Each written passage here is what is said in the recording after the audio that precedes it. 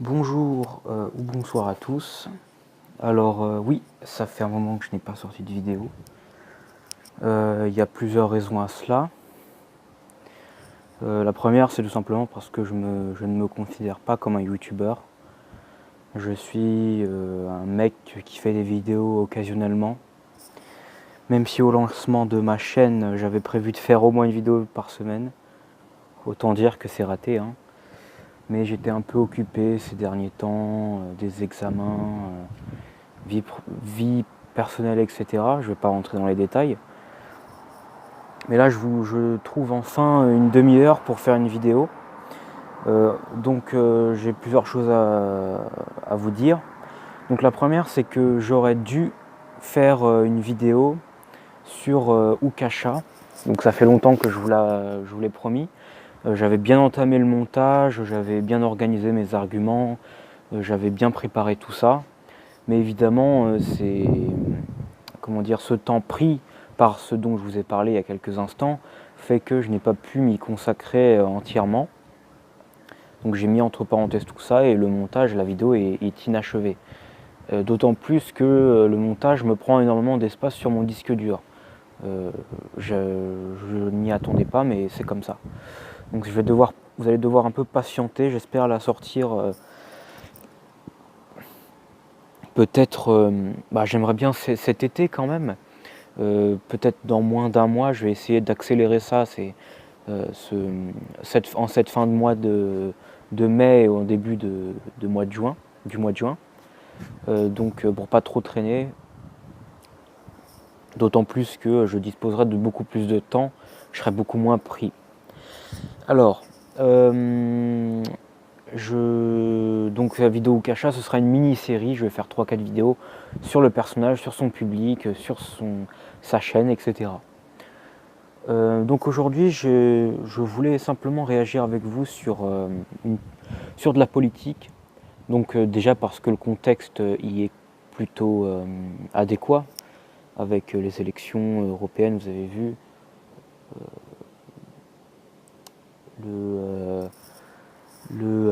comment dire, le Rassemblement national qui est en tête et donc qui passe devant le parti Macron, etc. Donc évidemment le rapport avec l'islam, vous allez me dire, de toute façon en islam c'est du shirk, le vote, ça c'est établi, c'est clair, net et précis, donc on s'en fout de la vie politique des mécréants. En effet, vous avez raison. Donc lier ça à l'islam n'a a priori pourrait être a priori sans grand intérêt seulement.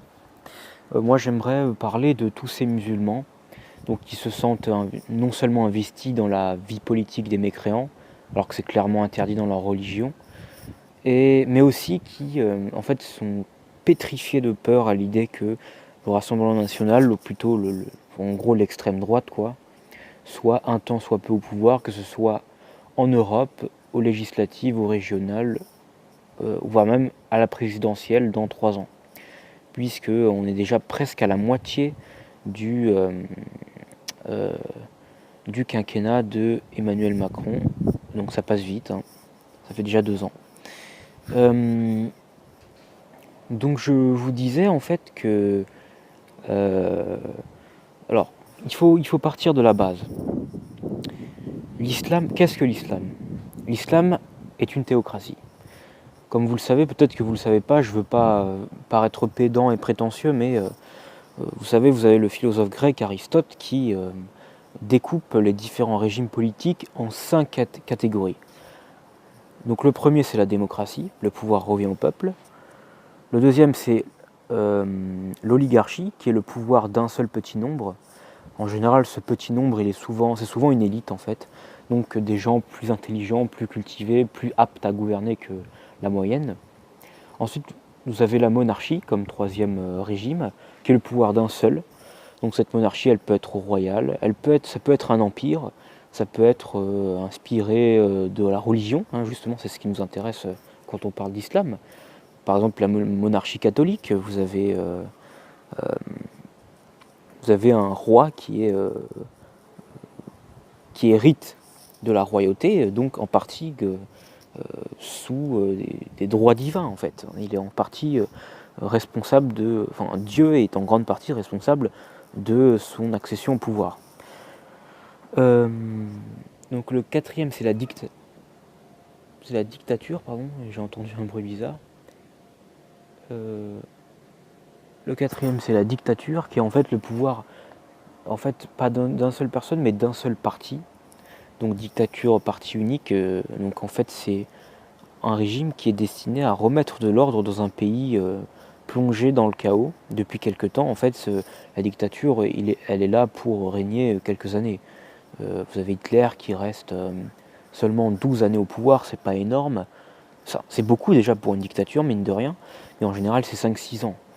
Vous avez sous la République romaine, Jules César qui est élu dictateur pendant seulement 2 ans pour remettre de l'ordre à Rome où il y a un bordel pas possible. Et après il repart et donc on revient sur une période démocratique, sur un régime démocratique.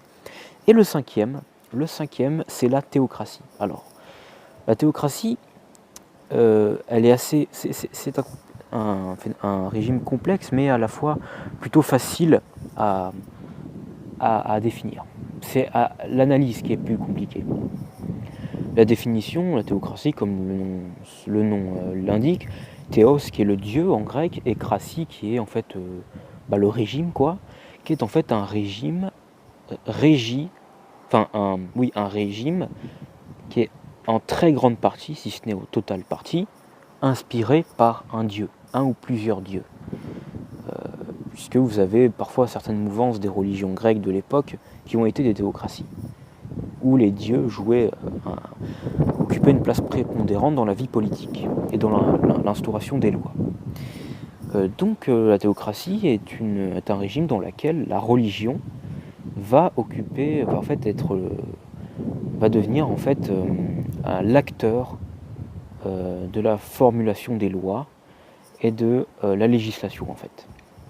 Donc ça peut être de tout, ça peut être dans le pénal, ça peut être dans le correctionnel, ça peut être dans le familial, dans le social, peu importe. Le théos, le dieu, donc, gère la cité, ou le pays, peu importe, la nation, ou l'empire, le royaume même, en partie grâce à des textes. C'est ça qui va vraiment faire la différence. Les religions monothéistes sont des religions du livre. On retrouve aussi des livres dans les religions bouddhistes et taoïstes en Asie, mais les religions monothéistes se caractérisent par l'usage de livres, l'écrit, et aussi l'oral, parce qu'on transmet les écrits à l'oral. Plus maintenant, ça se fait de moins en moins, puisque l'écrit, l'encre, l'imprimerie prend une place très très importante, depuis un moment déjà. En fait, depuis l'invention de l'imprimerie, au XVIIe siècle.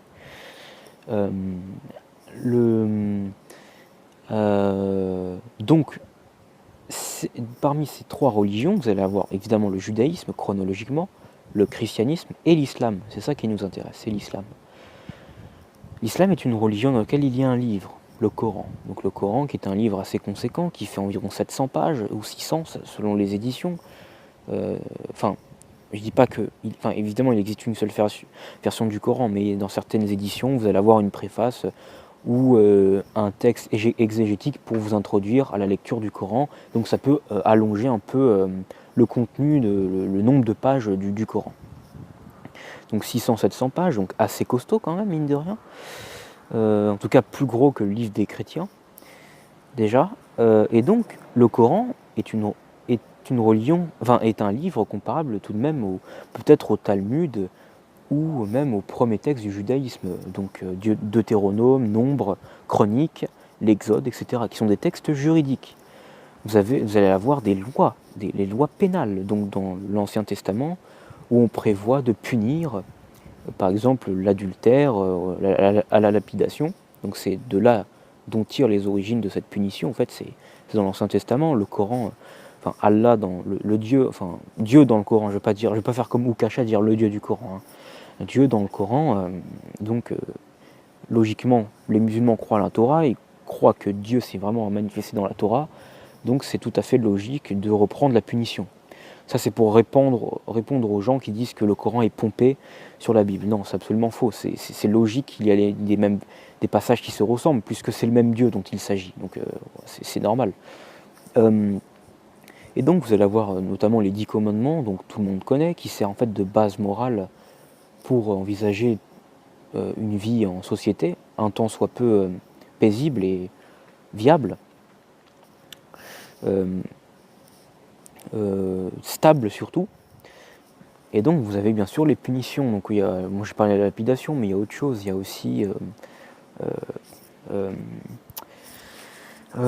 comment ça s'appelle là, les coups de fouet. Donc c'est ça surtout dans le Coran.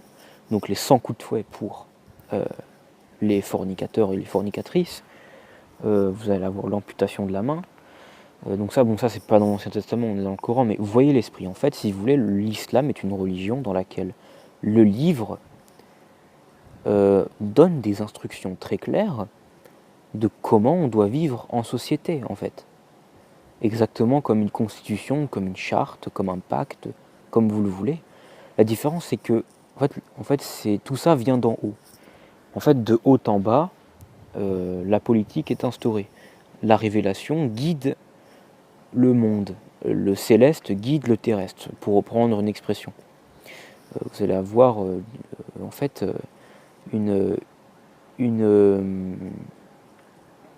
un trajet très très vertical, qui va aller du paradis, qui va aller de Dieu, Allah pour les musulmans, jusqu'aux prophètes de l'islam ou jusqu'aux gens lambda comme vous et moi. Donc c'est ça en fait, c'est là d'où vient le pouvoir. Le pouvoir vient pas du peuple comme la démocratie. En fait c'est ça qu'il faut vraiment comprendre. Pour comprendre l'essence d'un régime politique, il faut se pencher sur la source du pouvoir qui est en question. Dans la démocratie, la source du pouvoir c'est quoi ? C'est le peuple. On dit qu'en France on est en démocratie, ce qui n'est pas totalement vrai, mais peu importe, parce que Macron ou Hollande ou Sarkozy ont été élus par le peuple. Donc leur légitimité tient au peuple. Quand on leur demande pourquoi êtes-vous au pouvoir, Monsieur Sarkozy, Monsieur Hollande, Monsieur Macron, eh bien tout simplement parce que le peuple m'a élu à la majorité. Donc il tient sa source, sa légitimité, son essence du pouvoir, de son pouvoir, par le peuple. Si on était en oligarchie, en monarchie, on dirait Monsieur Macron, Monsieur Sarkozy, Monsieur Hollande, pourquoi êtes-vous président ? Eh bien je suis président parce que dans ce pays, nous n'avons qu'un seul dirigeant et que la source de mon pouvoir a été tirée tout simplement du fait que non, ce n'est pas le peuple qui m'a élu, donc je ne suis pas le représentant du peuple, je me représente moi-même, je suis chargé de gouverner ce pays. Donc ça peut être par dictature, en prenant le pouvoir par la force, ça peut être par des élections plus ou moins démocratiques, mais le fait est que le président, en monarchie, le président ou le roi ou l'empereur est le seul à gouverner. Alors qu'en démocratie, le président, il est représentant, il n'est pas le seul à gouverner. Même si sous la Ve République, le président est assez puissant. Mais vous allez avoir l'Assemblée nationale. En fait, vous allez avoir une séparation des pouvoirs qui va faire que le président n'aura pas les pleins pouvoirs. Contrairement à la démocratie. Voilà, c'est la distinction. Donc, démocratie est égale source du pouvoir peuple. Monarchie est égale source du pouvoir, donc plein pouvoir. Donc, non-respect de la séparation. Et bien de la même manière, la source et l'essence de la théocratie, eh bien c'est la révélation. C'est la révélation, en fait la politique, la source des lois et des projets politiques d'un régime proviennent de la révélation, du livre en particulier, donc de la lettre.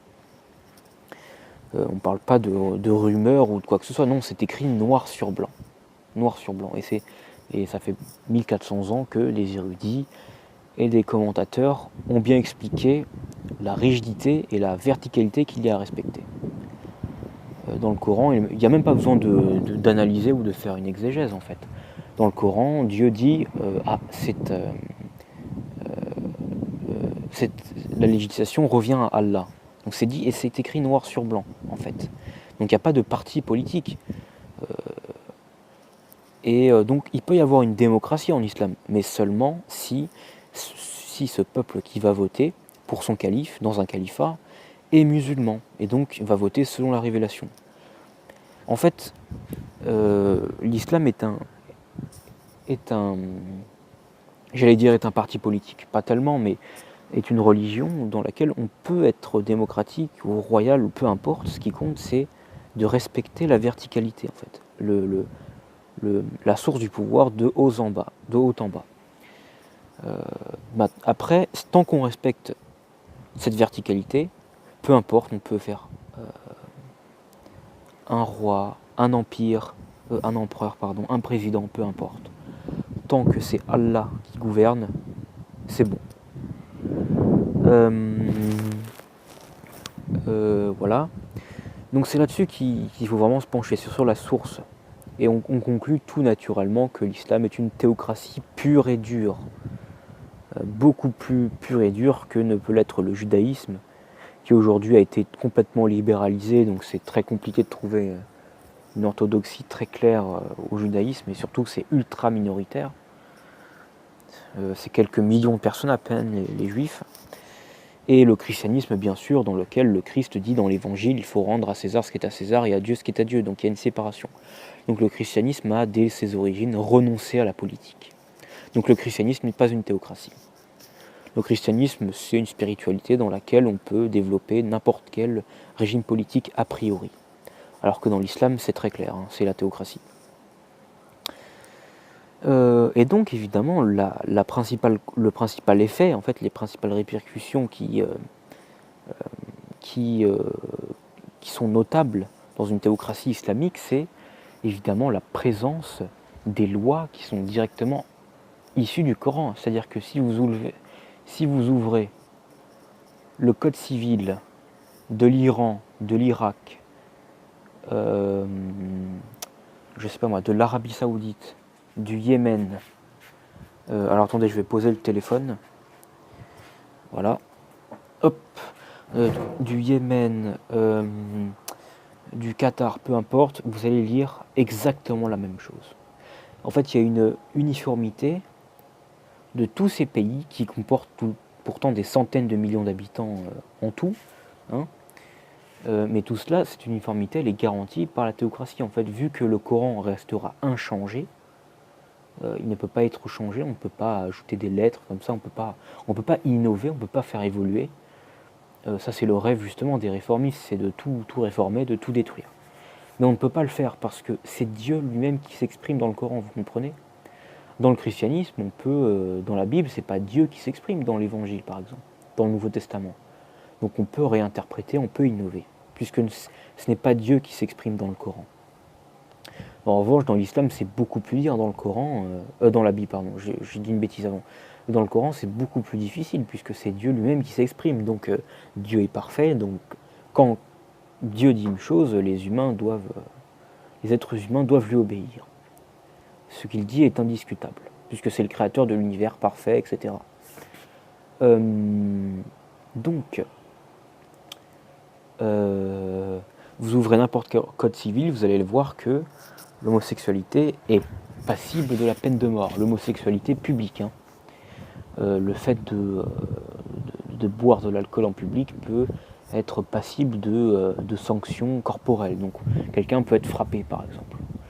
Vous allez lire que le vol est passible de l'amputation de la main. Et ce, partout pareil. Sans parler de la lapidation, même si elle n'est pas issue du Coran, la lapidation elle est issue de hadiths tout à fait authentiques. Quoi d'autre ?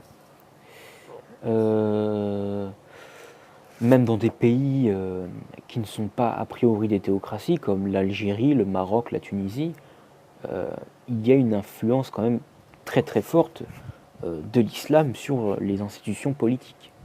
En Algérie, par exemple, les enfants nés hors mariage ne sont pas reconnus. Ce qui veut dire qu'ils devront eux-mêmes faire les démarches pour obtenir la nationalité. Et parfois, certains ne peuvent même pas voter, pour vous dire. Il y a autre chose en Algérie, par exemple, un homme, je crois que vous pouvez aller en prison pour avoir trompé votre femme, par exemple. Ou votre homme si vous êtes une femme. Bon, évidemment, entre aller en prison et être lapidé, il y a une différence quand même. mais vous voyez qu'il y a quand même une condamnation. Donc même si la peine n'est pas exacte, c'est pour éviter les extrêmes en fait, parce qu'ils ont peur, vous voyez que la condamnation reste la même. Il y a une condamnation plus ou moins sévère de l'adultère.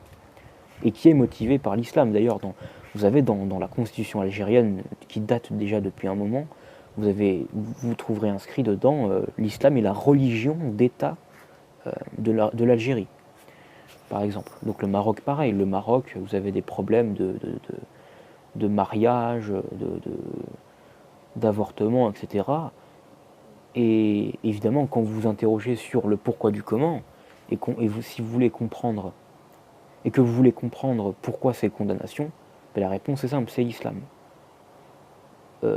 Même s'il n'est pas écrit noir sur blanc que toutes les lois seront islamiques, leur inspiration et leur influence sera islamique. Tunisie, pareil. Bon, vous avez compris que le Maghreb n'est pas une théocratie en lui-même, mais il est un. En fait, ce sont des républiques, en fait, surtout le Maroc, c'est une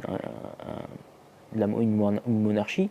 L'Algérie, c'est une république calquée sur celui de la France, sur celle de la France, mais la différence, c'est qu'il n'y a pas de laïcité, en fait. C'est ça, il n'y a pas de laïcité.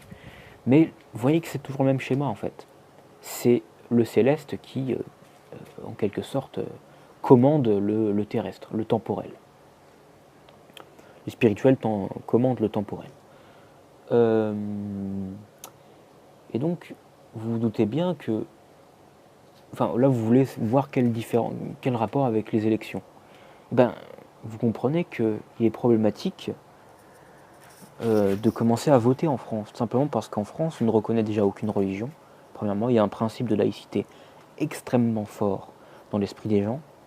Et deuxièmement, le problème, c'est que les gens, les politiciens et les électeurs ne sont pas inspirés. Ils ne sont pas inspirés par Dieu et ils ne répondent pas, et n'appliquent pas cette verticalité. Leurs idées leur viennent comme ça, de leur esprit. Leurs lois se suffisent à elles-mêmes. Pardon, j'ai un petit haut le cœur. Ils ne trouvent pas d'autorité extérieure comme celle de l'islam. Et donc ça pose problème, puisque quand on est musulman et qu'on vit en France, qu'on est né en France, qu'on peut voter, on se dit mais pour qui je peux voter? Là c'est difficile parce qu'aucun de ces partis ne se réclame de cette verticalité. Aucun de ces partis n'applique ce schéma de haut en bas. Aucun de ces partis ne se réclame d'une théocratie. C'est ça qui est problématique. Et donc on se dit, bon, on va pas se leurrer, la France, comme l'Occident entier, n'est pas musulmane, donc comme tout ce continent. Donc on ne va jamais trouver un parti musulman, à part s'il y en a un qui fait une percée, mais ce serait vraiment un miracle, c'est pas possible. Et donc donc on se dit, mais je peux pas voter en fait, je peux pas participer à la vie politique de mon pays. Bon, déjà pour ces problèmes du shirk, je vais pas m'attarder là-dessus, certains ont très très bien expliqué ce problème, mais on peut se poser la question évidemment du moindre mal. On se dit, bon, dans ce pays, il y a des lois qui sont clairement opposées aux valeurs de ma religion, valeurs auxquelles j'adhère, comme par exemple en 2013, le mariage homosexuel légalisé, avec l'adoption qui l'accompagne, l'avortement légalisé et complètement remboursé. Quoi d'autre? Je sais pas, l'autorisation évidemment de se saouler la gueule, le tabac, évidemment l'impudicité.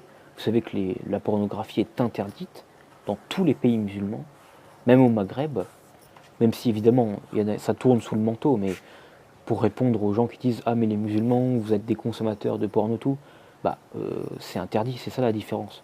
C'est que chez les musulmans, il y en a qui consomment du porno, la différence c'est que c'est interdit, c'est tabou, donc ils essaient de le faire en cachette, mais ils savent que c'est mal. Alors que chez les occidentaux, c'est normal. C'est ça la différence. C'est que chez eux, c'est normal, et chez les musulmans, c'est pas normal. Les gens qui se plaignent de trouver de l'impudicité dans un pays qui l'interdit, j'ai du mal à comprendre votre logique, franchement. quand vous allez dans un hôpital, vous savez qu'un hôpital, c'est fait pour soigner les gens.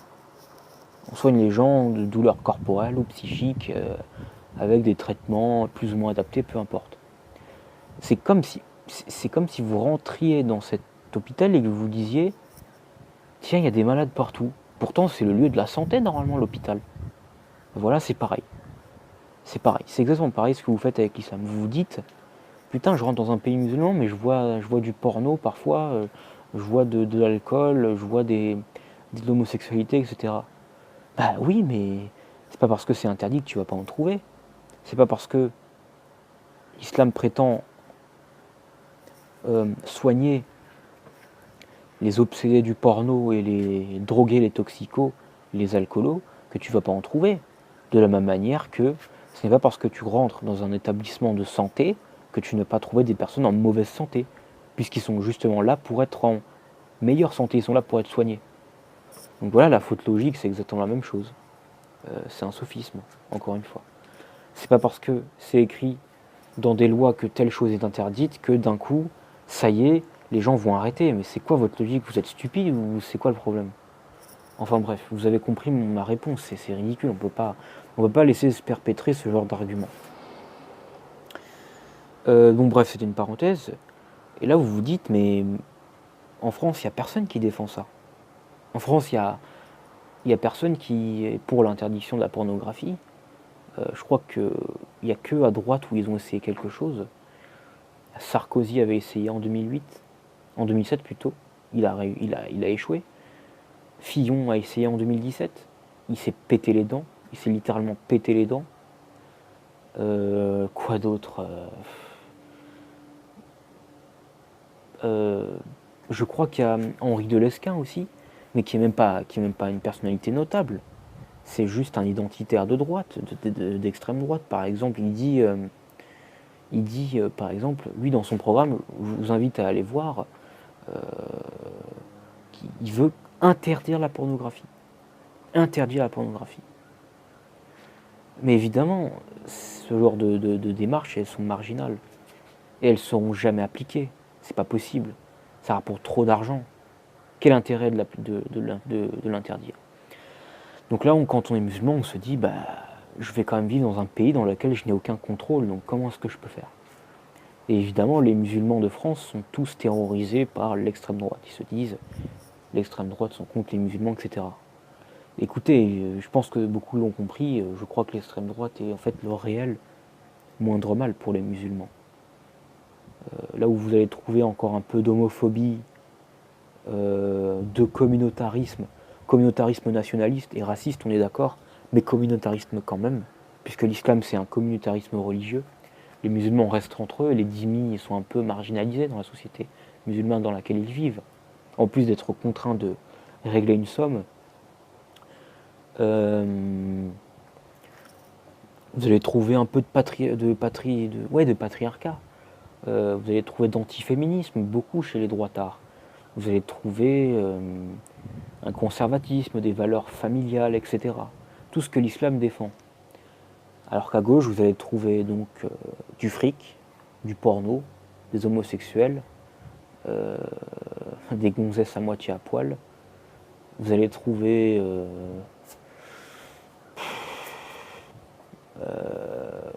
de l'humanisme anti-islam, des lumières, du rationalisme, de l'athéisme, évidemment. Enfin, tout ce que l'islam combat, en fait. Vous allez trouver de la débauche à gauche, alors qu'à droite, vous en trouvez beaucoup moins. Donc là, je vous pose la question. S'il y a des musulmans gauchistes qui me regardent, soyez honnête avec vous, soyez honnête avec vous qui m'écoutent. Soyez honnête avec vous-même 30 secondes. Entre la droite qui est conservatrice et la gauche progressiste, vous allez voter à qui? Si vous êtes musulman sincère, vous préfériez voter parti de droite, hein. Même si le vote est interdit, bien sûr, mais si vous pouviez avoir le pouvoir, l'autorisation, vous voteriez à droite. Donc c'est assez dingue de voir que les musulmans ne voient que leur intérêt personnel. Ils ne mettent pas leur religion en premier. Ils se disent, ouais, mais les droitards, ils vont nous virer. Bon, déjà, si vous virent, c'est plutôt positif pour vous, puisque votre religion vous interdit de vivre chez les mécréants. Mais bon, peu importe. Ok, ils vont vous virer, vous allez avoir moins de confort matériel dans vos pays d'origine, mais au moins vous auriez fait triompher votre religion.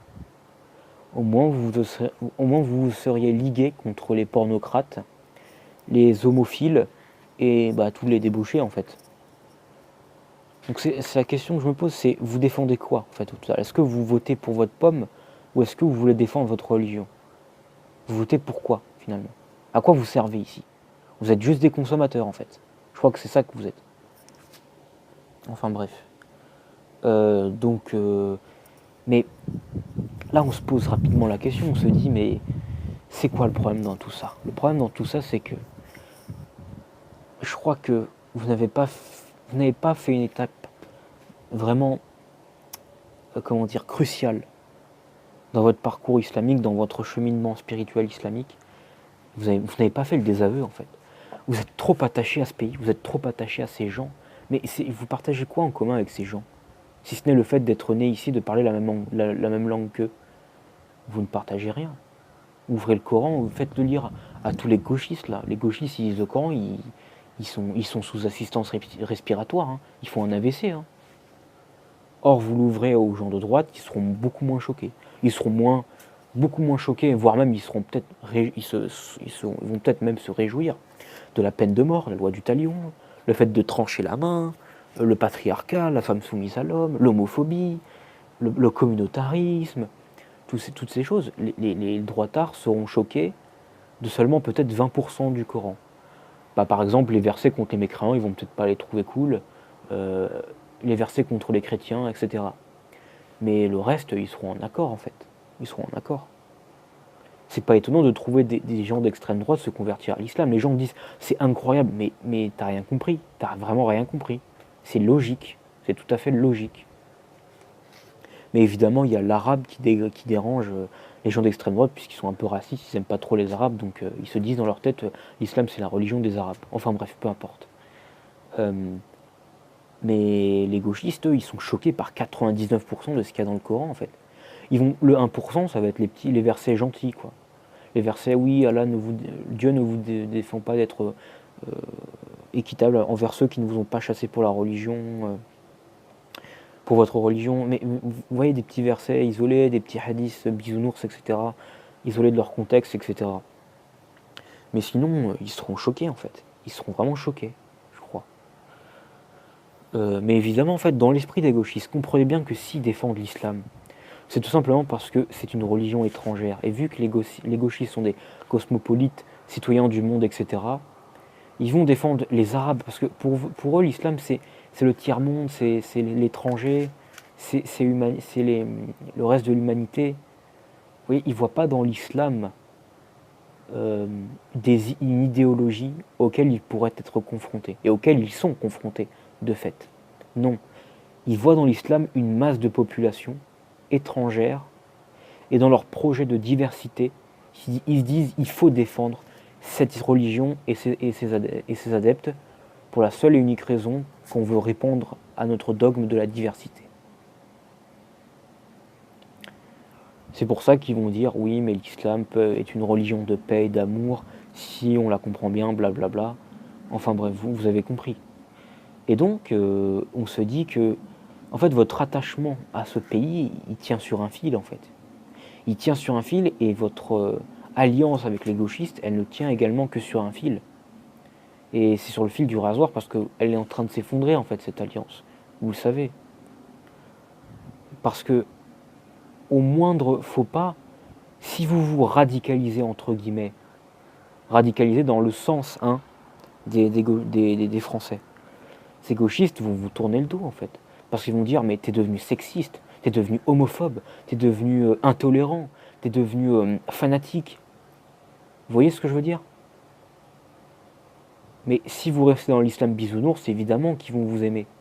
Mais si vous allez dans le vrai islam, vous allez voir leur vrai visage là. C'est là où vous allez voir tout l'antagonisme qui règne entre ce pays, entre les valeurs, entre guillemets, de la majeure partie de cette population, excepté les droitards, évidemment, et l'islam.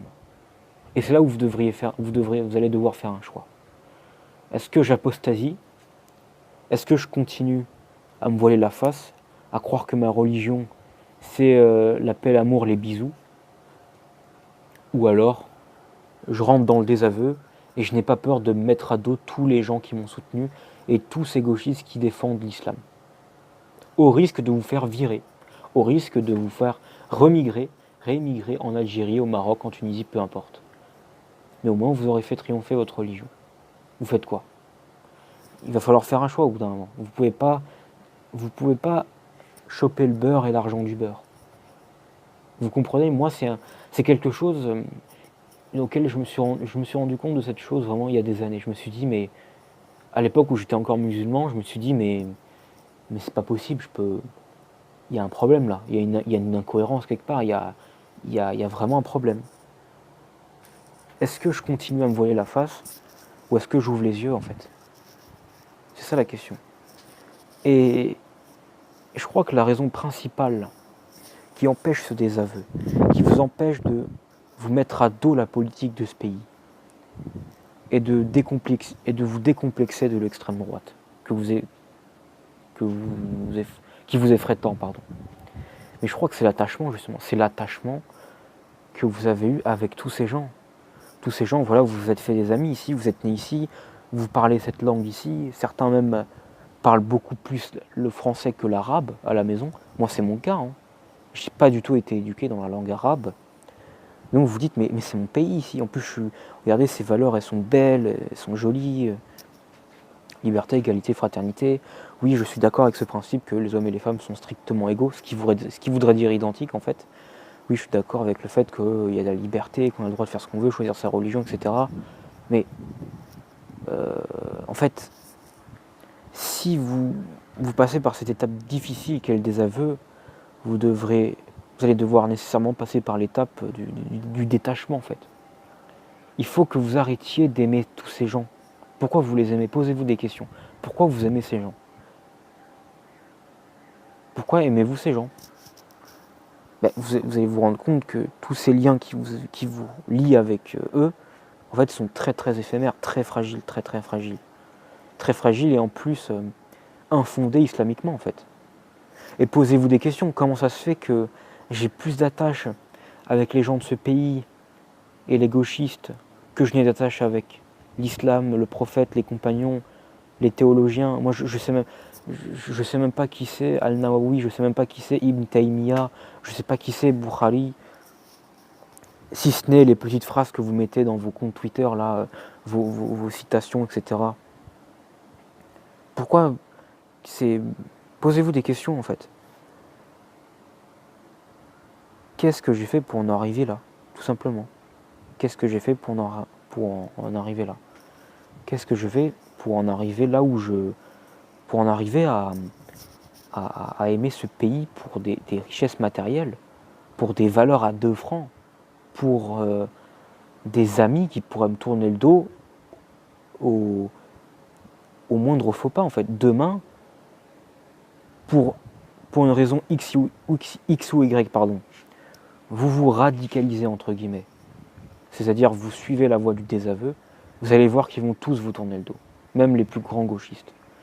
Même les gauchistes, ils vont essayer de vous trouver des excuses, oui, mais c'est un jeune en manque de repères, ou alors c'est sa situation socio-économique qui ne lui est pas favorable, ou bien oui, mais il est dans une lecture trop radicale, mais avec un peu de modernité et de modération, il va revenir à la raison. Donc ils vont eux aussi se voiler la face, mais une minorité d'entre eux va s'en rendre compte tout de suite. Et une majorité d'entre eux, pour finir tous ces gauchistes, vont finalement vous blacklister et ils vont vous tourner le dos. Ils vont vous tourner le dos parce qu'ils vont eux aussi se rendre compte de leur côté que leurs valeurs sont définitivement antagonistes des vôtres. Et là, ça va faire très mal. Là, ça vous fera très mal. Ça vous fera très mal parce que si le RN est au pouvoir en 2022, et si les Français se mettent de plus en plus nombreux à lire le Coran, ils vont lire tous ces versets. Ils vont lire cette histoire d'inégalité homme-femme. Ils vont lire l'intolérance. Ils vont lire l'homophobie. Ils vont lire la dureté des peines, etc. Et ils ne pourront pas se voiler la face éternellement. Vous comprenez? Vous ne pourrez pas vous planquer derrière la Bible, en fait. Vous ne pourrez pas dire mais regarde, dans la Bible, c'est pareil, il y a des versets violents. Mais vous ne pourrez pas vous planquer derrière ça éternellement. En fait, vous repoussez l'échéance, mais le mur, il arrive et vous allez vous prendre en pleine face. Donc évidemment, c'est tous ces gens que vous aimez. Je vois beaucoup de gens, ils adorent Asselineau. Oh, regarde, il est gentil avec les musulmans. Et mais en même temps, des patriotes. Vous voyez, ils ont trouvé une sorte d'aubaine avec Asselineau. C'est pas un énorme gauchiste. Et en plus, il est pour les musulmans. C'est trop bien, on a le beurre et l'argent du beurre. Eh ben non. Déjà, Asselineau, il sera jamais au pouvoir. Et en plus, Asselineau, c'est pareil en fait. Asselineau, il veut juste sortir de l'Europe, c'est tout. Il n'y a rien qui change. C'est un gauchiste aussi. Il n'est pas contre l'alcool, l'impudicité, le porno, les homosexuels. Il n'est pas contre toutes ces choses. Pareil, tous ces musulmans qui kiffent Mélenchon. Là, je vous vois sur Twitter là. Vous n'avez pas honte? Vous savez ce que défend Mélenchon? C'est hallucinant quand même. Hallucinant. Je crois que même les aveugles voient plus clair que vous, quoi. C'est hallucinant. Et au bout d'un moment, islamiquement, il va falloir vous poser des bonnes questions en fait. Est-ce que je suis coupable finalement parce que c'est moi qui me voile la face? Je suis le seul responsable de la situation et de l'état dans lequel je suis. Au bout d'un moment, il va falloir vous poser la question de votre bonne foi en fait. Est-ce que vous êtes de mauvaise foi? Est-ce que vous êtes malhonnête? Est-ce que vous ne cherchez pas la vérité? Est-ce que vous cherchez simplement à satisfaire vos passions? Vos passions de désir charnel et vos passions de bien s'entendre ici. Je sais pas les gars, je sais pas ce qu'il faut vous dire de plus. Hein. Franchement, moi je me bats, j'ai arrêté, mais avant je me battais sur les réseaux sociaux pour vous faire comprendre de façon pacifique avec versets, hadiths à l'appui, en essayant de vous apporter des analyses, des comparaisons, des analogies, etc. Mais vous voulez pas comprendre en fait. Je crois qu'il n'y a rien à faire en fait. Il n'y a rien à faire. Faut pas chercher à vous convaincre. Faut pas chercher à vous convaincre parce que vous cherchez pas à être convaincu. Vous n'êtes pas là pour débattre. Vous n'êtes pas là pour faire des concessions. Vous n'êtes pas là pour accepter les arguments d'autres. Vous êtes là pour défendre vos passions. Ça s'arrête là. Ça s'arrête là. Et c'est triste parce que le Coran parle de ça. Le Coran dit que il y a des gens qui vendent la révélation à vil prix pour des passions éphémères, pour des désirs qui vont partir. Vous voulez absolument empêcher le RN, mais si le RN au pouvoir, vous vous êtes pas dit, mais ils vont rester 5 ans, ils vont partir. Si si Marine Le Pen est au pouvoir en 2022, mais en 2027, elle dégage, elle va partir. Vous croyez vraiment qu'elle va rester 30 ans, 40 ans, 100 ans, l'éternité? C'est dingue parce que vous avez perdu tout sens de temporalité en fait. Vous vous dites pas, mais de toute façon, la vie est courte et ce qui compte, c'est le paradis en fait. C'est ça qui le Coran vous dit. Même si vous souffrez dans cette vie ici-bas, vous endurez. Ça vous fera des hasanettes. En plus, on est en plein mois de Ramadan là. Profitez-en, dites-vous. Je vais résister à la tentation de ne pas aller voter, simplement pour faire plaisir à Mélenchon ou à Macron et ne pas mettre le Front National en tête. Ça me fera des hasanettes et vous savez que pendant le Ramadan, on a beaucoup plus de hasanettes que d'habitude. Donc, au bout d'un moment, c'est quoi vos priorités en fait? C'est quoi? C'est votre religion? C'est le paradis? C'est Dieu? C'est le ciel? C'est le bien? C'est quoi votre... C'est éviter l'enfer? Entre être gouverné toute sa vie par Marine Le Pen et aller en enfer. Mais moi, 10 fois sur 10, je vais prendre 10 000 fois sur 10 000 fois, je vais prendre Marine Le Pen. Franchement, je sais pas. Je sais pas du tout. Franchement, je sais pas. Je sais ce qui vous anime. Hein. Mais c'est ça le pire, c'est que le Coran décrit parfaitement le comportement de vous, des hypocrites en fait. Vous vendez la révélation à vil prix. Vous troquez la vie, l'au-delà à vil prix. Vous troquez, c'est-à-dire vous vendez. Vous vendez, vous échangez le paradis éternel la félicité, le bonheur éternel, contre une petite vie de 70 ans, 80 ans, ou un petit mandat de 5 ans sous l'extrême droite, une extrême droite qui n'a jamais prévu de vous faire du mal en plus. J'ai pas le souvenir que Marine Le Pen ait dit quelque chose de frontalement opposé aux musulmans. Elle dit juste on veut réduire les mosquées, le halal, mais ça s'arrête là en fait. Vous tremblez pour ça, mais vous n'avez pas honte en fait. Tout ça pour vos passions. Vous vendez, vous troquez tout ça en fait. Donc voilà, je vous dis, mais reprenons-vous en question parce que c'est très grave ce que vous faites. De vendre comme ça votre religion, de vendre le paradis, de vendre votre Dieu pour juste des futilités parce que je veux rester en France ou parce que je veux pas d'un pays où, soi-disant, les gens seraient racistes. Alors qu'en plus, vous savez très bien, alors qu'en plus, comme on l'a dit, en vérité, l'extrême droite, c'est très très proche de l'islam en fait. Mais bon, on va pas leur dire parce que ils risquent de tomber à la renverse. Mais concrètement, c'est ça en fait sur lequel vous devez réfléchir. Vous devez remettre tout en perspective et tout remettre en cause. Vous dire, pourquoi est-ce que je me bats pour un petit parti minable d'un pays qui n'est pas reconnu par ma religion? Et qu'est-ce que je priorise en fait? C'est quoi ma carte d'identité? Ma putain de carte d'identité en plastique? En plastique? Contre ma religion? Contre la révélation? Contre le paradis? Contre le créateur de l'univers? Eh ben, il y a du boulot. Hein. C'est là, c'est ce, comment dire, c'est sur ce terrain frontal qu'il faut aller, en fait. C'est vous dire, mais en fait, pourquoi tout ça, en fait? Pourquoi? Pour quelle raison? Dans quel but? Quand? Quel est le temps? Quel est le temps que tout cela va prendre? C'est ça qui est grave. Et aussi les conséquences, quel péché. En fait, au lieu de vous... Normalement, un musulman se pose des questions, mais quelle bonne action et quel péché je fais quotidiennement? Et vous avez complètement inversé les priorités, en fait. Au lieu de vous dire, je ne vais pas voter, ou alors je vais essayer de soutenir idéologiquement l'extrême droite pour X raisons, vous avez tout intérêt. Même s'ils vous virent, ils vont jamais vous virer, hein, mais s'ils vous virent, vous avez tout intérêt à ce qu'ils vous virent. Hein. Bref, peu importe, passons. Bah, normalement, vous vous dites, bah, au moins je vais pas commettre de péché, mais vous vous en foutez en fait. Vous vous foutez bien du péché. Alors. Vous savez très bien que l'islam a pour vocation d'éradiquer le péché, contrairement au christianisme, comme je l'ai dit, qui flirte un peu avec le péché. Vous vous en foutez en fait. C'est pas ça qui vous dérange. Normalement, le musulman, le soir, avant de se coucher, il se dit j'espère que je n'ai pas commis de péché.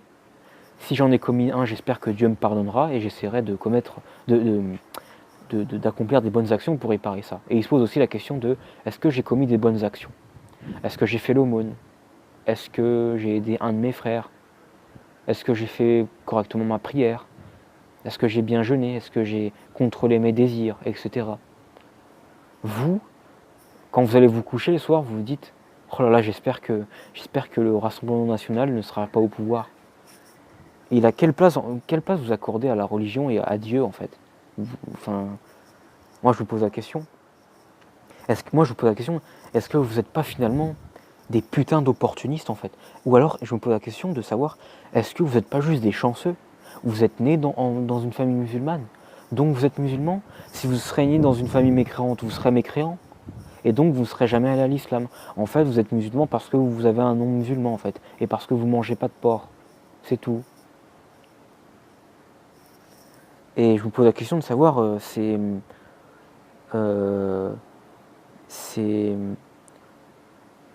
c'est que le fait d'être né dans une famille musulmane vous a fait, entre guillemets, baigner là-dedans, même si c'est pas totalement vrai, évidemment, puisque vous êtes né pour la plupart dans des familles laïques, comme moi. Mais finalement, je me demande, est-ce que ce serait pas une erreur de casting, en fait? Est-ce qu'il serait pas mieux pour vous d'apostasier pour que ça fasse de la place aux vrais musulmans, en fait? Aux blancs qui se convertissent, aux noirs qui se convertissent, aux maghrébins qui se réislamisent, aux n'importe qui, aux asiatiques. C'est incroyable. Vous nous bassinez à longueur de journée Mais l'islam est universaliste. N'importe qui peut être musulman. Il n'y a pas que les Arabes. Mais vous, en fait, c'est quoi? Votre islamité, vous la tenez d'où? Vous la tenez simplement parce que vous êtes d'origine maghrébine, c'est tout. Vous la tenez de ça. Si vous étiez né dans un pays noir, pas musulman, qu'on se comprenne bien, dans un pays blanc, élevé dans une famille blanche ou asiatique, vous ne serez pas musulman et vous vous en fouteriez de l'islam.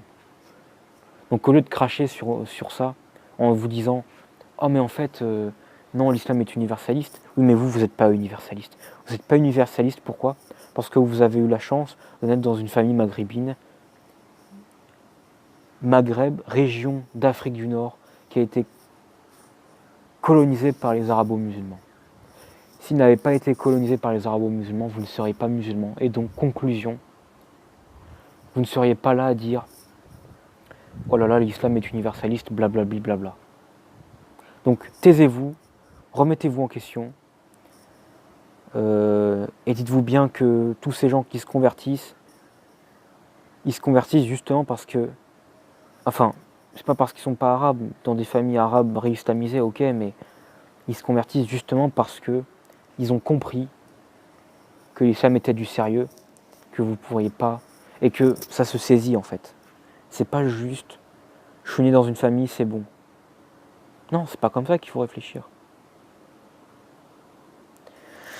Donc voilà, je crois que j'ai tout dit. Alors je regarde juste où on en est.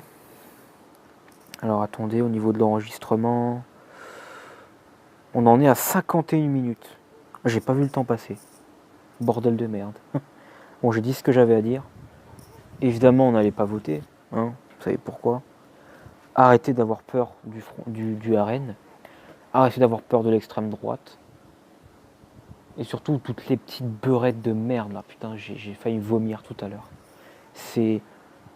S'il vous plaît, apostasiez. Apostasiez parce que quand je vois, ça me dégoûte, en fait. C'est répugnant. Mais c'est vraiment répugnant. Oh là là là. Bordel. Tout le chantier qu'il y a à faire. Hallucinant. Moi, je dis, il faut quitter le navire. Comme dit Bajrafil. Il faut sauter hors du navire. Il faut partir à la nage. Parce que là, le navire, il est troué de partout, on va couler là. Donc je me pose la question... je vais essayer de vous retrouver le programme de Lesquin parce que c'était marrant. Parce que moi je trouve que c'est globalement un bon programme, même s'il a une obsession pour l'immigration que j'ai du mal à saisir. Je vais essayer de le retrouver. Alors attendez 2 secondes. Henri de Lesquin programme. Je vous dis pas il faut être avec de Lesquin. Hein. De Lesquin c'est un raciste et c'est un islamophobe. Mais pour vous comprendre que, pour vous expliquer que, alors mon programme, bordel de Bordeaux.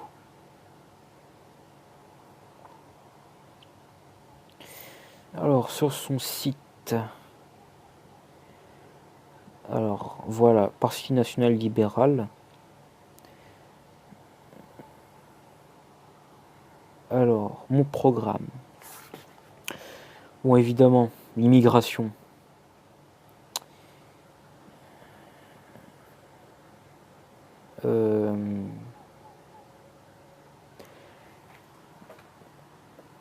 Donc, évidemment, il veut virer, mais il veut même pas virer tous les migrants, les fils d'immigrés.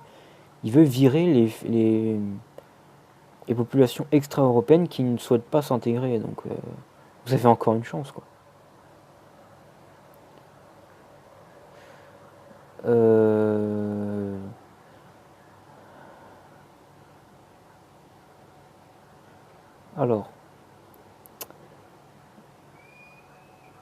Alors,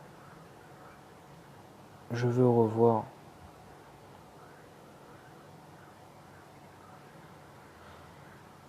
Alors, je veux ressusciter la famille. La Constitution proclamera que le mariage ne peut unir que 2 personnes de sexe opposé. Donc là, le but, c'est de dégommer le mariage des gays, là, le mariage dégueulasse. Donc là, je vous dis, les musulmans, je sais pas, c'est pas mieux. Enfin, je pose la question. L'autorité du chef de famille sera restaurée, donc patriarcat. Le chef de famille votera pour ses enfants mineurs.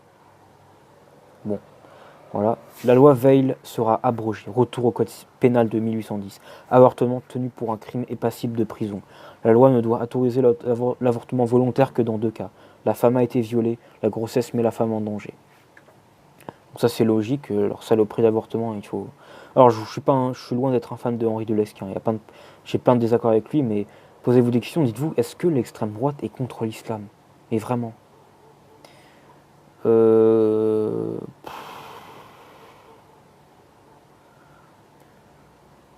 La pornographie sera interdite. Donc voilà. Il a 3 raisons. Donc il explique 3 raisons d'interdire la pornographie. La pornographie est le fruit vénéreux de l'idéologie cosmopolite qui s'attaque à la morale et à la famille. Le vice ne doit pas envahir la société. Donc c'est effectivement ça. La pornographie est un vice qu'il faut combattre, logiquement. La consommation de la pornographie est susceptible d'avoir un impact sur la culture populaire. Donc ça, c'est vrai parce que les gens se disent, mais quand j'éteins mon ordinateur, quand je ferme la petite fenêtre, quand j'appuie sur la petite croix en haut à droite, je reviens à la normale. Mais non, ça te suit toute ta vie. Ces images dégueulasses te suivent toute ta vie, en fait. Le jour où tu vas te marier, tu vas demander des trucs chelous à ta femme, quoi. C'est dingue.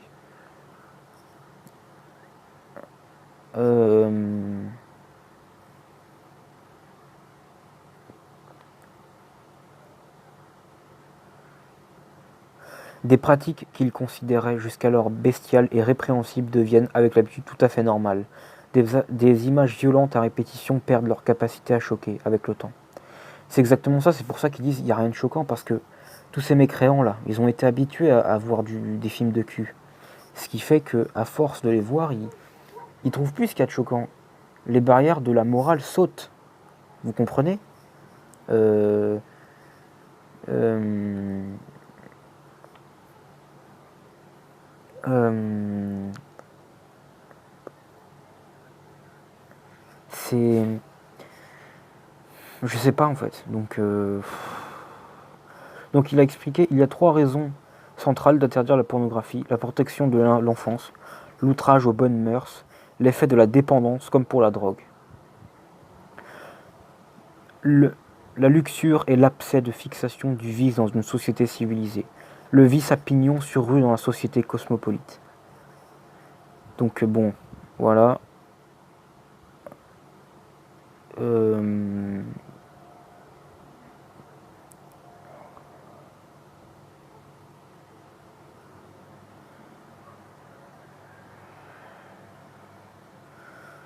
C'est tout à fait vrai. Et vous voyez, dans les commentaires de cet article, il y a Mehdi qui dit: j'ai du mal à croire que ce que je viens de lire.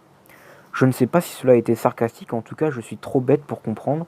Courageux d'exprimer une telle opinion sur un site réac que je considère comme criminel. Donc là, vous voyez, Mehdi, on lui a expliqué qu'en fait il déteste l'extrême droite, on lui a expliqué que Berk c'est le diable et tout. Et là il se dit, mais en fait, il y a des fois où je suis d'accord en fait.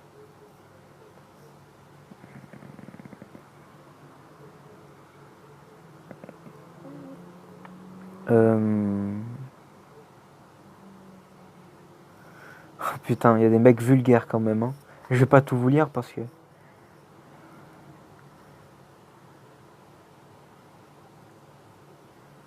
Ah oui, par contre, il veut réhabiliter les maisons closes. Mais ça, c'est pareil, c'est pour éviter que le sexe se répande dans l'espace public. Et au moins, c'est privé, donc c'est mieux.